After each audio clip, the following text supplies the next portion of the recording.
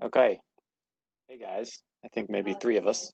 Um, so this is my first time doing this over WebEx, so forgive me if there's any glitches.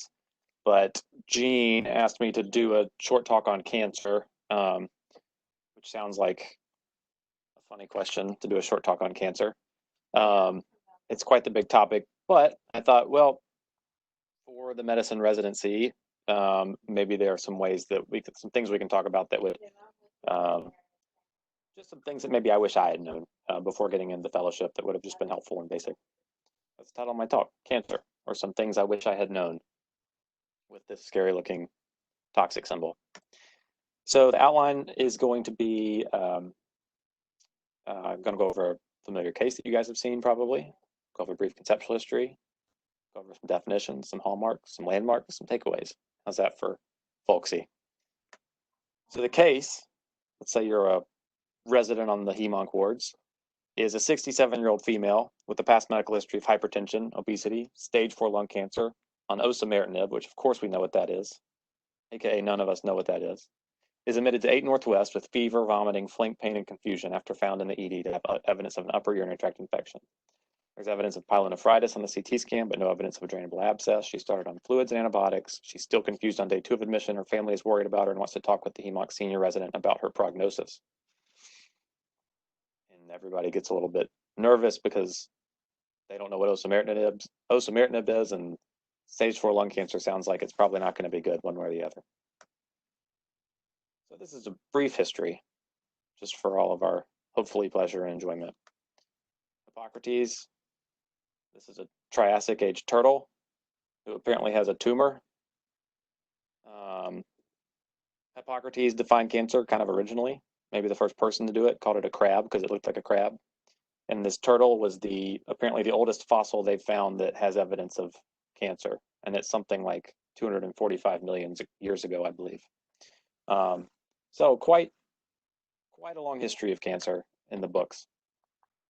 And in just definitions, traditional definition is something like a genetic disease resulting in uncontrolled growth of cells or tissue with the ability to travel outside the original confines of the initial tumor. Kind of a basic sort of pre-molecular biology definition. So this is something interesting, I think, that looks complex at first, but I think it's a helpful concept to kind of just know. You don't have to remember any of these things. This is more just a kind of a narrative, and hopefully it explains some things that you've never really thought about. But there were 3 original hypotheses for how cancer grows and why we should treat it like we do. These happened in kind of the 1920s, 30s, 40s. And the first hypothesis was the fractional cell kill hypothesis, which basically said that a dose of chemotherapy will kill only a fraction of the tumor. There was a linear dose response hypothesis that said anti-neoplastic chemotherapy efficacy and cell kill increases linearly. So the more drug you give, the more cancer that dies. And then the Goldie-Coleman hypothesis, which sounds like a funny name, hypothesized that at 10 to the 6th cancer cells, there is likely 1 resistance mutation in those cells or in some cell. And at 10 to the 10 cells, there may be 2 resistance mutations. So what does all this mean? Well, to put it in layman's terms, the fractional cell kill hypothesis, again, says that any chemotherapy we give is only going to kill a fraction of the cells. Well, the extrapolation of that is we therefore give multiple cycles of chemotherapy. The linear dose response hypothesis that the more chemo we give, the more cancer dies, leads us to give as high of doses as possible. So we give this very toxic drug at the highest doses we can in multiple cycles. And the Goldie-Coleman hypothesis that for every 10 to the 5th cells in the tumor and every 10 to the 10th cell in the tumor, there will be an additional mutation. That means we give as many drugs as we can to overcome those resistance mutations. So this leads us to modern day chemotherapy for the last 50 years. Multi-drug regimens given in multiple cycles at the highest doses possible. You guys know these things as names like Folfox, R-CHOP, Biacop, blah, blah, blah. Whatever you want to name it. These are multiple drugs, high doses, multiple cycles based on these hypotheses. Kind of an interesting history. The first chemotherapy that was discovered was this United States naval ship in Italy in World War II was carrying chemical weapons with mustard bombs. The Germans attacked it. It released mustard gas all throughout Italy. and a lot of people died. And the US government sent in scientists afterwards and said, well, what happened? And what did this mustard gas do to people? And they all had really profound myelosuppression. Their bone marrow didn't work anymore, which led to Gilman and Goodman, the writers of the famous pharmacology textbook, to propose that, well, maybe this thing that causes all this myelosuppression could be used in cancers of the blood, like leukemia or lymphoma. So nitrogen mustard therapy became a thing. This was the original chemotherapy. And you can see the man on the left with big tumors, subsequently with smaller tumors or no tumors after he got nitrogen. This is Sidney Farber on the right. He's of Dana-Farber, the Harvard pathologist. And he, in the 50s, used things like the nitrogen mustard and also some folate antagonists. So he developed some anti-metabolites and he applied those to principles of leukemia. And it was a good model because unlike other cancers, you can measure leukemia very well because you just do a blood draw and you count the number of white blood cells. And if there's a lot of white blood cells before you give the nitrogen mustard or the methotrexate, the folate antagonist, and you give it and then there's less white blood cells, well, it seems like you've done something. So leukemia is the original model, and these very toxic substances are the original drugs. So this looks really complicated, and I hope this explanation will help. And I hope this will help you guys think how to think conceptually a little bit about cancer. And it's not going to stay this technical. But essentially, as you look, as the cells on the left, you see the tumor getting bigger. Beginning, it's 10 to the 0 cells. There's no cells. Then it gets to 10 to the 2 and 10 to the 4. You get this logarithmic increase, 10 to the 6, 10 to the 8. It's not until you get 10 to the 10th cells in a tumor that you can even diagnose it. This is where certain symptoms typically kick in. Before that, it's there, but we don't know about it most often. It's not until 10 to the 11th, 10 to the 12th, 10 to the 13th that the tumor starts to cause really, really significant symptoms and even death. Just as a reminder, 10 to the 10th is a lot. I think 10 to the 10th is 100 billion or 10 billion maybe. 10 to the 13th is 10 to the 14th is a quadrillion. So these are really, really large numbers if you think about the number of cells until when you finally start seeing it. 10 to the 9th is about a centimeter cubed tumor. Now you can see on here, this area A, this chemotherapy area here is, or chemotreatment B, excuse me, is a chemotherapy that when you give, you can see it's obeying this fractional cell kill. You kill a little bit and then the tumor grows, and you kill a little bit more and the tumor grows, and it goes all the way down into a curative state. This would be a hypothetical cure of this cancer when you gave the chemotherapy. If you did chemotherapy treatment A, you shrink the tumor, but then it gets bigger and eventually overcomes the chemotherapy through resistance mechanisms, and you get back to growth in a way that you can't get rid of it. Of note, this area in here is when you do things like surgery and irradiation.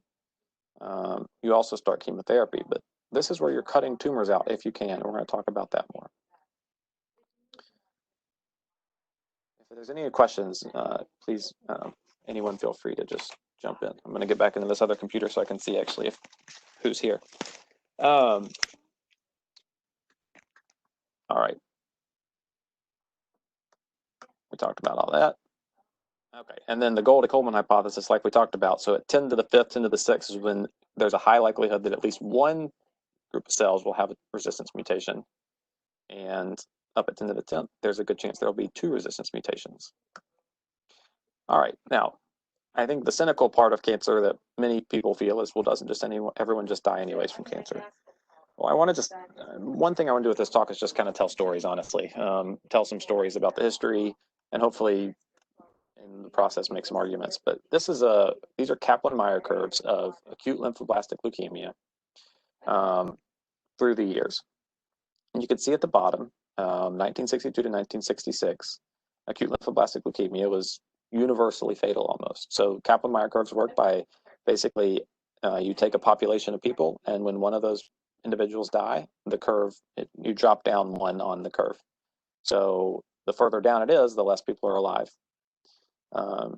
You can see that at the starting point 1, everyone's alive, and this is years from diagnosis. So in 1962, at 5 years, right around here, almost everyone had died already. And we talk about things called median overall survival as a statistic in cancer, and that's basically you'd go to the 50th percent area of people still alive. You can draw a line over to the curve, and then you go down and you see how many years that is. So the median overall survival in 1960 for ALL was somewhere around 1.5 to 2 years. This is when we started doing increasingly intense chemotherapies, radiotherapies. You can see by 1967, now, the median overall survival has moved to about 6 years. And further, you can see that there's a lot of people who just maybe were cured even, as it looks like, and they're cured because they're living 40, 45 years later. By 1980, you're saying this is even higher. We're not even reaching the median overall survival because more than 50% are living. And by 2007, 91% of people with ALL are alive, which is a pretty profound story. From 1962 to 2007, essentially you take a universally fatal disease and now you have an almost universally curative disease with long-term cure decades later. Now this model, I think, is, this story is what serves as the foundation for, I think, what a lot of cancers would be striving towards. And I think many more cancers are actually probably headed in this direction, maybe not quite so dramatically, but certainly along the same trajectory. So those are kind of some older concepts of cancer. They're a little more simple in terms of cells dividing fast, kill cells faster, fractional cell kill hypothesis, all those things. But I think an interesting development is in the last, 20 years in particular, but really built off of the last 60, 70 years of cancer research, we start to have this new definition of cancer kind of kick in. And these two guys, Weinberg and Hanahan, wrote a paper in 2000, and in 2011 they revised it called Hallmarks of Cancer. And I think this is really important. I definitely wouldn't expect anyone to want to memorize this, but it's mainly just to illustrate the concept. So they essentially said that all of these papers, these hundreds of thousands and millions of papers and studies and experiments looking at complex proteins and molecules and pathways that we've all seen and all thought, how did anyone ever learn this? And no one ever can learn all of it, quite frankly. But essentially, these two guys said, if you were to look at all these studies, we can probably reduce the concepts to a very few number of concepts that all of these things that we've discovered could fit into. And these are what they called the hallmarks of cancer. And it really forms the definition of cancer at this point. So cancer is essentially a disease that accomplishes these hallmarks efficiently. So if you read some of these, things like evading growth suppressors, avoiding immune destruction, enabling replicative immortality, having tumor-promoting inflammation, activating invasion and metastasis, inducing angiogenesis, genome instability and mutation, resisting cell death, et cetera, et cetera. These are the features that make cancer cancer. If cancer can't do any of these things, it's not cancer. If a cell doesn't obtain these features, it just stays a normal cell or it dies. But if a cell, for example, starts to divide more quickly and can also make itself grow new blood vessels by inducing angiogenesis and maybe activating a signal that would allow it to metastasize, now you've got a cell that's may have a survival advantage and evolve to become what we traditionally think of as cancer. Now, I think this is important because we can use these concepts to think about ways to target them. We can put all the individual levels of research into these and then target those things. And that's what you see surrounding this, is different ways that we can target these things. These are already drugs that have been developed. And they're just these are just some examples. The other kind of breakthrough is that, we've known cancer is a genetic disease. Now we know it's a genetic disease that causes specific mutations in genes that promote cancer. So we developed, we mapped the human genome from 1988 to 2001. We have the entire human genome mapped out. Well, now what we can do is we can take tissue samples from tumors, and we can see, well, do those tumors have any mutations that are driving it? We can compare it to the baseline DNA of the patient, make sure there's not a germline mutation or one they were born with, one that would be in their, original germline cells. And if the cancer cells have a mutation, like a P53 mutation or a retinoblastoma mutation, things you guys know about, well, then that's probably what's driving it. And as we discover more and more genes that drive cancer, we can find those specific genes. This machine on the right is called a next-gen sequencing machine. Caris is an example of a private company that does next-gen sequencing. Essentially what they've done is they've compiled hundreds and hundreds of genes that we know contribute to cancer.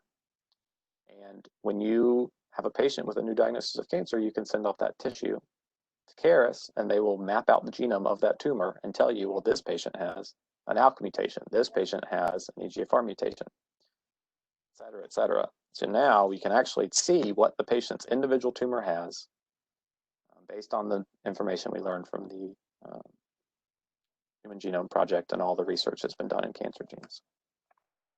So, how are we doing on time? Okay, good. I'm glad we got more time because I know that's all kind of technical, but I hope it kind of makes sense. And again, please, anyone interject with questions.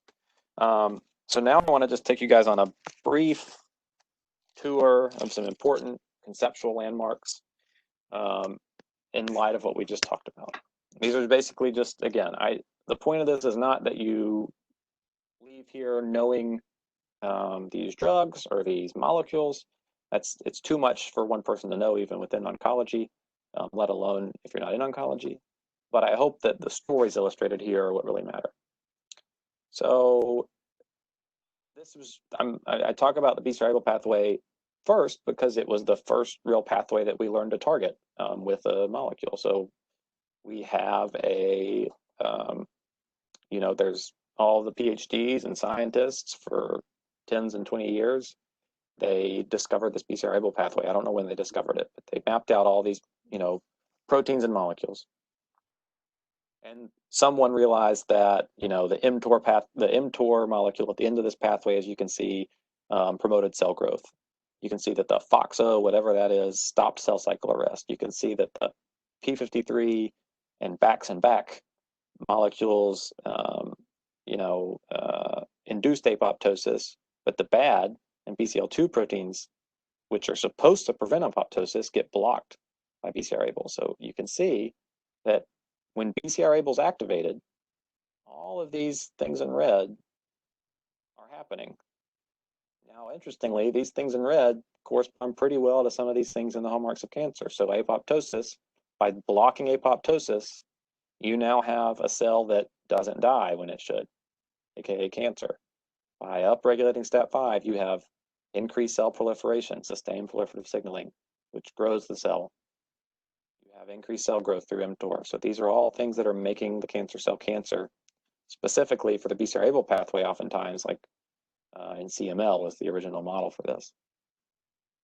So all the science was there, and then all that had to be developed was a drug.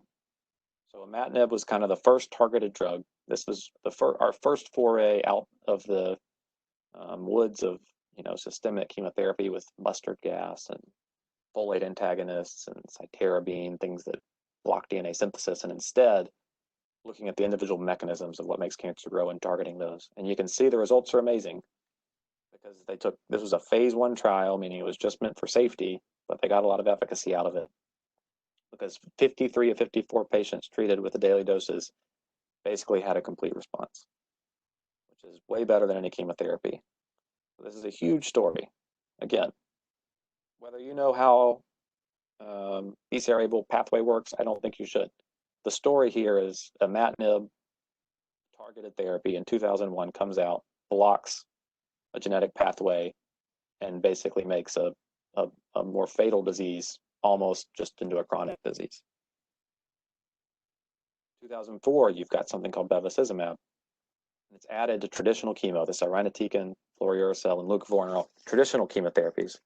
And they look at it in rectal cancer, metastatic colorectal cancer, and they add bevacizumab. So what's bevacizumab? Well, it's a VEGF inhibitor. It's VEGF, vascular endothelial growth factor. So if you go back to the hallmarks, you see one of the things that makes cancer cancer is inducing angiogenesis. If you can block VEGF signaling, which is one of the primary mediators of angiogenesis, then you could maybe slow the cancer down. And sure enough, you can see that the bevacizumab arm compared to the placebo arm both had chemo in them. People lived longer. Whenever these two curves are separated, that means that the one on the top is doing better because people are dying more slowly. You can see 20.3 months versus 15.6 months. So people with bevacizumab lived 5 months longer than the people without it. This is good. It's 5 months. That doesn't sound like a lot, but again, oftentimes with these studies, it's not so much about the individual result just from bevacizumab or the one trial, but more it's building a larger situation where we can start to understand how cancer works and how to target it. So now we've talked about imatinib and bevacizumab. So we've got a targeted TKI that worked really well in CML. We've got a VEGF inhibitor that we can improve results in colorectal cancer with. Bevacizumab's an antibody. Let's look at a lung cancer example. So this is Kaplan-Meier curves for 5-year survival for non-small cell lung cancer based on histologic subtypes, squamous, adeno, large cell, whatever. You can see they're all pretty similar. None of them are great. Pretty much everyone's died by a year and a half with non-small cell lung cancer. And if you were to look at the literature, the Kaplan-Meier curves before basically 2007, we tried 9 million different types of chemo combinations. We tried fluorouracil-based combinations. We tried to add platinum. We tried to, give a 4-drug regimen, a 2-drug regimen, do these 3-drug regimens, give this one now and then this one later, and then do this, do a backflip here, and the same results no matter what. People pretty much died at 9 to 12 months, no matter what. So in 2004, just like the BCR-ABL pathway, we started having a drug for this other pathway that we knew about. We just didn't know how to target yet. That was the EGFR pathway, or epidermal growth factor receptor pathway. This is one of the pathways that drive, as you can see at the bottom, transcription, protein synthesis, and proliferation. It also inhibits apoptosis. It also promotes cell survival. So again, the same kind of underlying molecular mechanisms, but this EGFR pathway makes them all upregulated. So if we could develop a drug against that, that would be fantastic. So they did. So things like cetuximab, panitumumab, and then this paper was looking at gefitinib, which was a TKI, which was targeting this tyrosine kinase. So what of it? Well, it helped. It helped survival. It made people live longer than just the traditional chemotherapy. But then what happens? Well, people still progress. Well, why do they progress? Well, just like in the past, just like in the old days, cancer is still an evolutionary operator. It evolves around the stimuli that are there. So we give the TKI, we block EGFR, and then the cancer, remember we talked about the cancer having trillions to quadrillions of cells. Well, all it takes is one of those cells to acquire a mutation that says, I don't really care if, I'm seeing this TKI.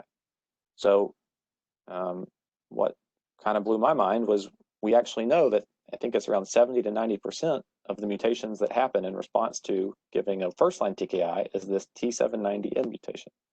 It's a threonine 790, I think, methionine mutation. So the first-gen EGFR TKIs stop working if this mutation is present. Well, so then the scientists figured out, well, we'll just develop a second-gen EGFR TKI that can go around this mutation. And sure enough, that's what they did. They developed osimertinib. So this is a second or third generation TKI for EGFR that works despite a T790M mutation.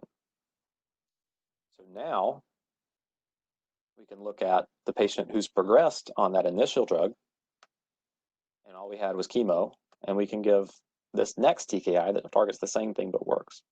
And you can see it, they did significantly better. These are patients who have already been treated with the original TKI, and now they get to use a second TKI and have much better survival results. Then because that works so well, they can start looking at this, using this drug just at the front line with no treatment in the past. And you can see, well, it works pretty well. It works even better than the original. So now this gets moved to the front line. And now this paper was just published in 2000, and the purpose of this is to just show you guys, again, I don't expect you guys to memorize any of this or to remember any of these drugs or these curves, but the point of this is when you look down at this month since randomization, you're now seeing, remember, this is a stage 4 non-small cell lung cancer. And remember the prognosis, as we looked at earlier, was on the scale of 1 year, really. That was pretty much it. More than 75% of people were dead by 1.5 years. And yet now, in these EGFR positive patients, we start looking at months of 54 months. We are getting into the 5-year zone now for people who are still alive with osimertinib. We have not cured their cancer, but they're still alive with metastatic cancer after a very, very long time. So that's another story. This is the fourth story. Again, we've talked about imatinib, the first TKI, worked in CML, bevacizumab, targeting the vessel growth, so hitting cancer from that angle. Talked about EGFR mutations in lung cancer and how it's moved survival upwards of 4 years, a really significant amount of time, not 5 months anymore. And then this story of immunotherapy, which most of you guys have heard about. In 2010, they came out with ipilimumab. Since then, they've come out with so many other drugs, nivolumab, pembrolizumab, atezolizumab, avelumab. But essentially, like we talked about earlier, hallmarks of cancer, you have all these different mechanisms. One of them is avoiding the immune destruction. That is, a tumor is a tumor, or a cancer is a cancer, insofar as it can evade the immune system. These drugs capitalize on their ability to prevent the tumor from being able to evade the immune system. So if the cancer kind of has a cloaking device, if you think about it, these drugs lift off that cloaking device. And this is operating off the principle that within a tumor, there's a microenvironment. And within that microenvironment, there are lymphocytes or immune cells. And those immune cells should be killing the tumor because they should be recognizing it as foreign. When they don't, the tumor grows and becomes cancer. So these drugs work off of that assumption. And they've worked really well. And these are really, really big money drugs, and they're having really, really big effects on survival. Some people are living for a profoundly long time for cancers that were universally fatal before. So you guys may be wondering, or maybe thinking, from the beginning of the conversation, we talked about how with all those hypotheses for chemotherapy, we talked about, multi-drug, high-dose therapy given in cycles. That's kind of how traditional chemotherapy worked. And now we're talking about all these targeted therapies and giving one drug, or maybe one drug plus chemo. And you may wonder, well, what if we combined modern targeted therapies? Well, it's exactly what we are doing, or that's exactly what people are doing. And so they look at things like atezolizumab, which is an immune therapy, PD-L1, like we talked about here, with bevacizumab, that VEGF inhibitor like we talked about. So now you've got two mechanisms, remember. You've got the evading the immune system that we're going to target and inducing angiogenesis that we're going to target. We're going to see if they work together.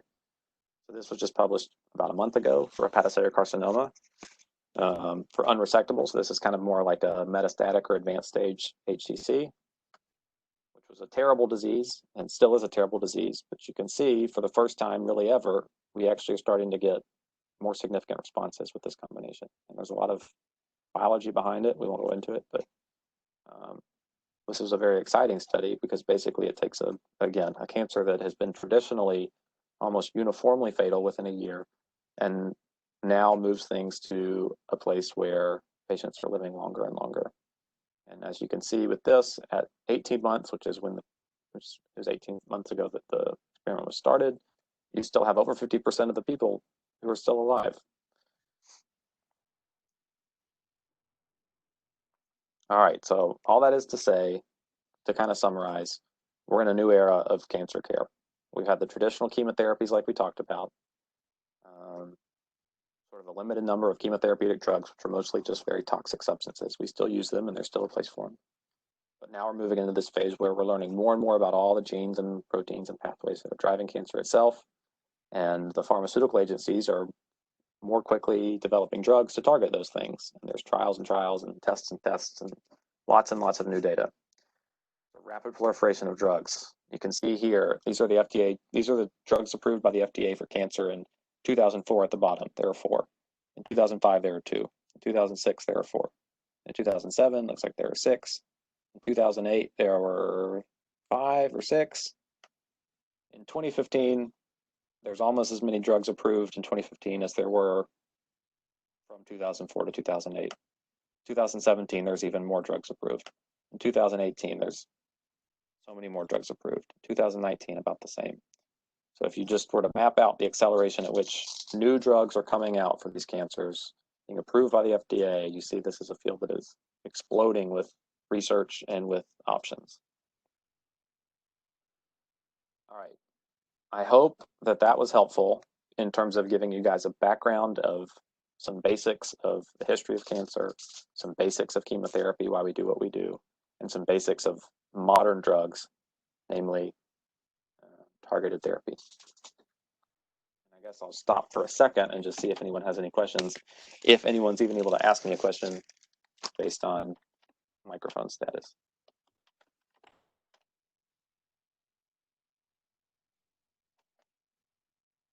And I just pulled it up to see if there's a chat as well.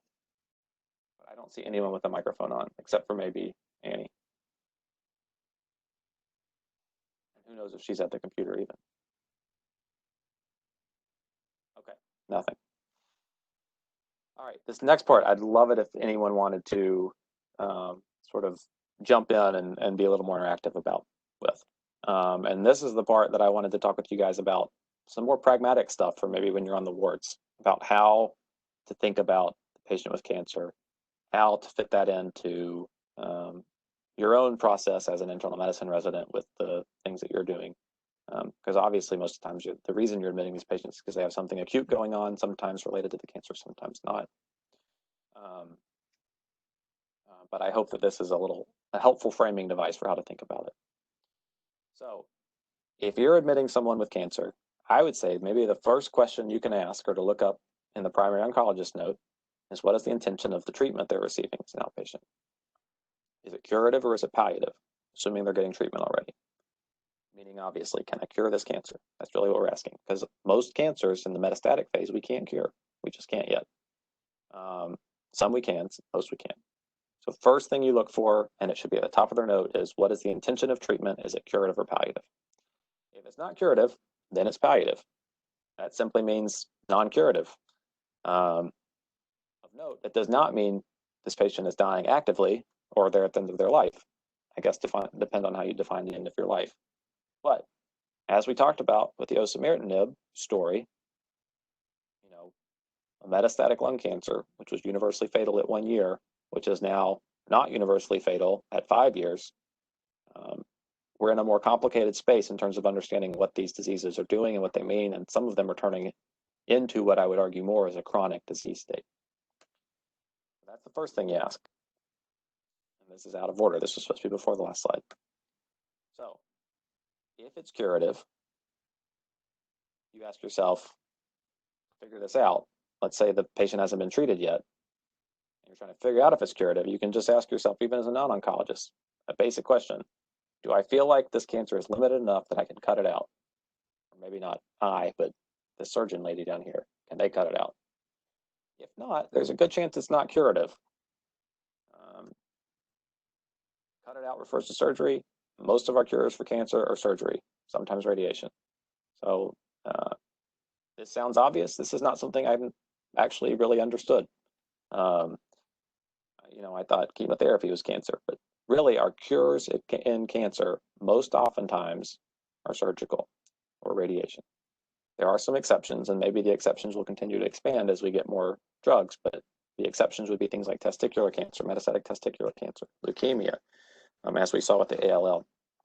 But as I mentioned, the hope of medical oncology would be that we're able to move cancer care into the realm of cure, even in the metastatic setting, or at least in the chronic disease. All right, so if surgery and radiation are the cure, why do we do chemo in the first place? All right, so one, because you can't cut out all the metastatic disease if it's metastatic, that's obvious. So all we have is chemo. But also, and this is the part that I think maybe is not always as well understood, is that even if we have attempted to cure cancer by cutting it out, oftentimes that cancer comes back. Different cancers have a higher rate of coming back even after the macroscopic disease is cut out.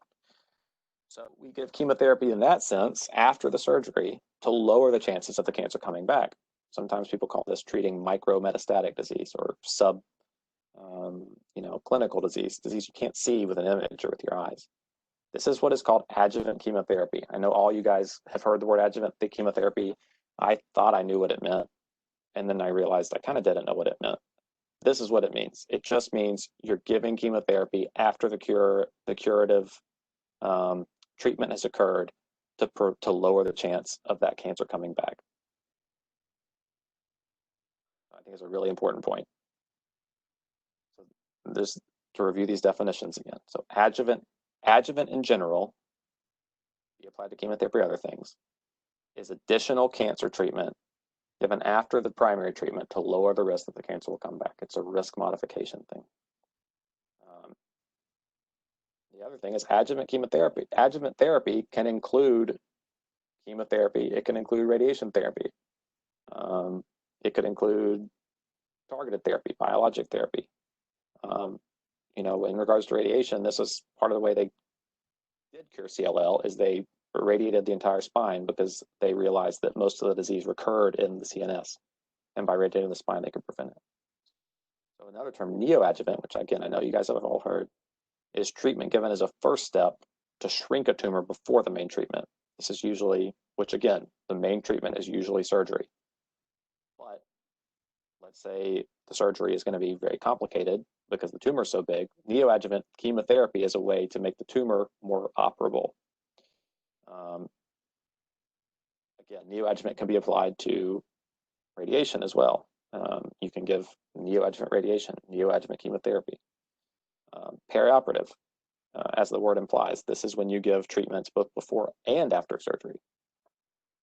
So these are three approaches you can use to apply different interventions. Adjuvant to reduce the risk of recurrence, neoadjuvant to decrease the size before a primary treatment, or perioperative, giving both before and after. So this may function as a neoadjuvant plus an adjuvant setting, etc. All right, these are such obvious terms, but I think in how obvious they are, sometimes it can be helpful just to make sure everyone knows that this is all there is. So we have three big interventions in cancer, like we've been talking about. We can do surgery. This is why there's a field called surgical oncology. This is how we most often try to cure cancers, as the primary treatment. There's radiotherapy. This is what the field of radiation oncology does. They have some curative methods. They have a lot of palliative methods and local methods to help patients feel better. It includes things like traditional radiotherapy, stereotactic, involved field radiation therapy, whole brain radiation, whole body radiation, brachytherapy. All these things fall into the purview of a radiation oncologist. And there's chemotherapy, which is where the medical oncologist, sometimes interventional radiologists with things like TACE, where they deliver local chemotherapy, or the gynonc doctors sometimes use chemotherapy.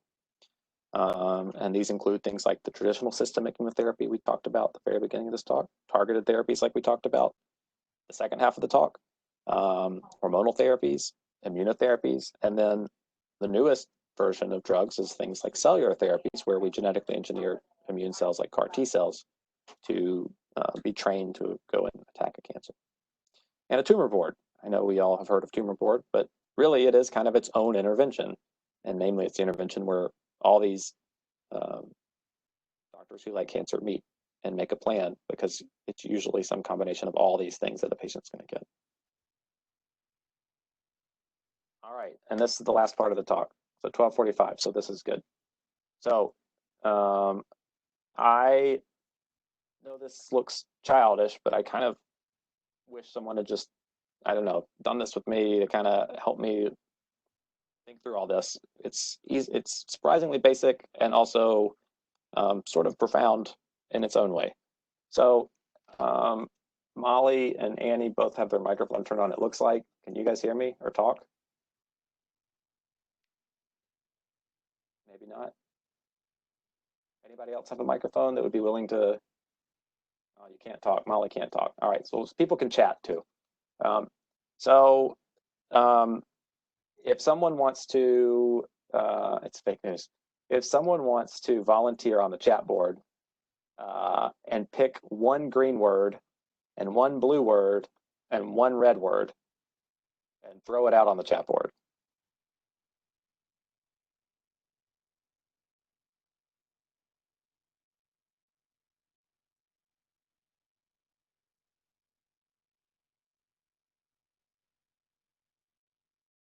You really can't, there's no wrong answer here. It's literally just, all right, great. Thanks, Sydney. Curative adjuvant immunotherapy. All right, excellent. So essentially, these three words together are asking, is there a situation where immunotherapy could be used in the adjuvant setting in a curative intent? As we talked about, curative and adjuvant really do go together most of the time regardless.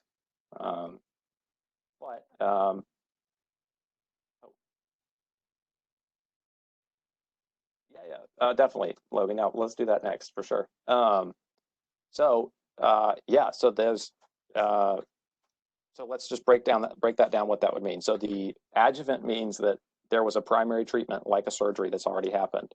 So this is going to be someone who had a tumor that was resected, and then they're giving immunotherapy in the adjuvant setting. So we do this. Melanoma is like this. So melanoma, someone with a stage 3 melanoma, so a non-metastatic melanoma, that tumor has to get cut out to be cured. So the surgeon takes out the melanoma, and then we know that if it's stage 3B, there's going to be about a 50% recurrence rate of that cancer if we don't give them some kind of immunotherapy. So we give things like ipilimumab or nivolumab, which has been proven to lower their risk of recurrence by a pretty significant amount. So that would be an example of adjuvant immunotherapy, would be stage 3 melanoma. Anybody else want to throw out a combination? And then we can talk about this conversion.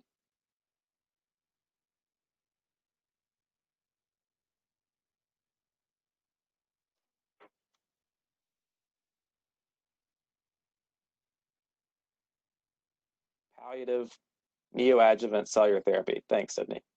So cellular therapy, I don't know if cellular therapy has been looked at in this way. That's probably the one thing I shouldn't have put on there because it's so new. CAR-T is pretty crazy. But let's make something up like if it did work. So this would be someone who is non-curative. We don't think we can cure them based on the biology and the science that we have. We may want to, this probably wouldn't work actually, because neoadjuvant usually implies that there's going to be some level of curative intent, that we're going to try to cut it out. But it would be something like trying to reduce a tumor size with cellular therapy to allow us to cut out a certain tumor, perhaps one that was causing, a lot of discomfort. Let's say like there was a huge liver tumor that was causing capsular pain, and we could develop cellular therapy to make that shrink. And the surgeon said, if you can shrink it, then we'll cut it out and help the patient feel better. Again, it wouldn't be to cure the patient, but it would be to try to make the patient feel better. So that would be why it'd be palliative. So for the conversion therapy versus neoadjuvant therapy, so one thing I would think about would be something like pancreatic cancer. So pancreatic cancer is oftentimes when we find these tumors, they've grown pretty big and they're near some uncomfortable vessels for the surgeons. A lot of times they wrap around the celiac artery or the vena cava.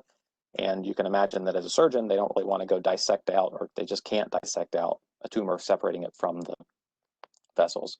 So sometimes if the tumor is just abutting the vessels and they feel a little unsafe about it, they may ask for neoadjuvant chemotherapy, and then you give 6 cycles of chemotherapy, and then you rescan them. And if the tumor shrunk, then the surgeons feel much better about potentially cutting it out. And that could be a curative intent. So that would be neoadjuvant.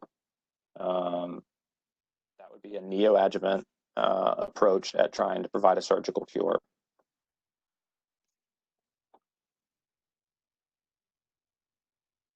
Does that make sense?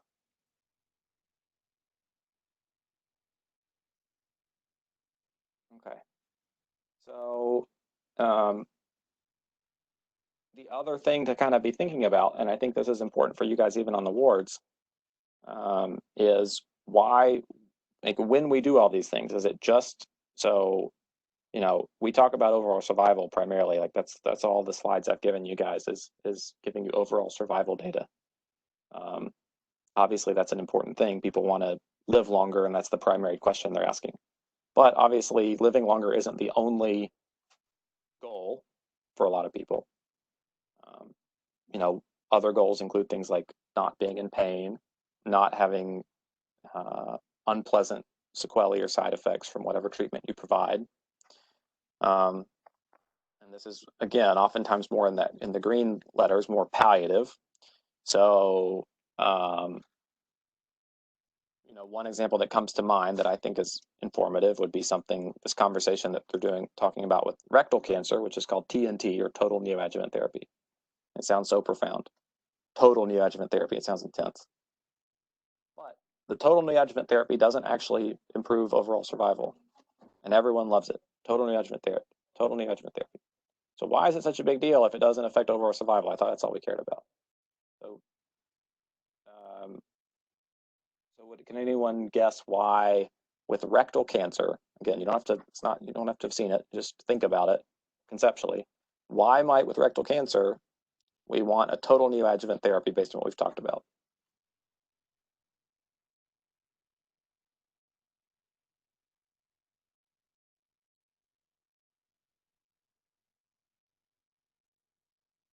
Okay, so does neoadjuvant preclude surgery?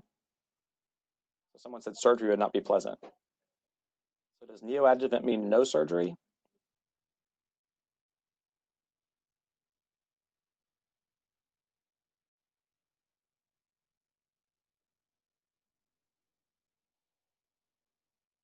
Okay, good. So so to make the tumor more easily resectable, good. So that's like we talked about with pancreatic cancer. So that's true. So you can do it to make it more resectable, make it easier for the surgeons. It's actually not the reason people do TNT or total neoadjuvant therapy in rectal cancer. Can anybody else think of another reason?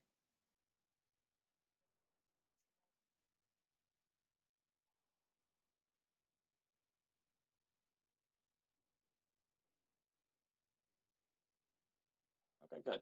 Blood supply, I like it. So not blood supply, but I like how you're thinking about it. So the reason is the treatment, and you would have had to know this, but the treatment for rectal cancer includes radiation. When we give total neoadjuvant therapy, which includes radiation, you get to treat the area of disease before the surgery. Once you do the surgery, you remove some anatomy, and the small intestine and the large intestine drop down further into the pelvis,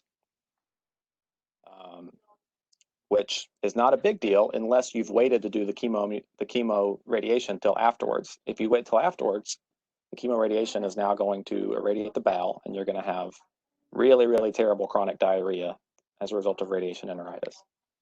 So there's no change in overall survival, but by giving all the chemo radiation up front in a neoadjuvant manner, you spare the patient from all the bad diarrhea that they would have gotten if you'd done it afterwards. So it's literally just an attempt to tailor the therapy to make sure the side effects are as minimal as possible.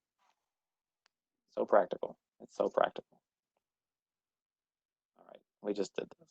The other thing that you can do is you can combine these red words. You can say chemoimmunotherapy. You can say chemoradiation. Now, again, it sounds so basic, and yet, honestly, this is where most of the trials and research and clinical trials for cancer come from. Is someone says, well, we haven't tried, you know, neoadjuvant cellular therapy like Sydney just threw out there. And maybe that'll have better outcomes in pancreatic cancer. Well, if it's not been done, if you've got a hypothesis, it may work. And that's really probably what a lot of these trials come down to. So as silly as this game sounds, it's probably kind of where a lot of the standards come from, and it's where a lot of the papers come from. So that's really it. I know that's sort of basic and silly, but and I know there wasn't really a whole lot of specific things that you may take away from this, but I hope that this at least helps give some definition to some terms, and also helps frame some of the situations that you guys find yourselves in. You know, when you get that patient, like we talked about at the beginning, who's coming in with stage 4 cancer, it sounds really bad. Maybe they've got some bad short-term prognosis signs, and everyone's kind of like, oh my gosh, we need to talk hospice, like this patient's dying. Well, I'm not sure it's that simple anymore. And I think the more you guys can kind of have a framework for knowing how to look up, you know, what's the intention of treatment, what's the expectation of treatment, um, how to sort of understand these concepts, I think it'll help you guys, especially on the wards, if you're not interested in going into cancer, figure out how to frame your short-term goals in the context of the patient's longer-term goals that are being sort of established by their oncologist and them. So thank you guys. I hope this was helpful. Are there any questions?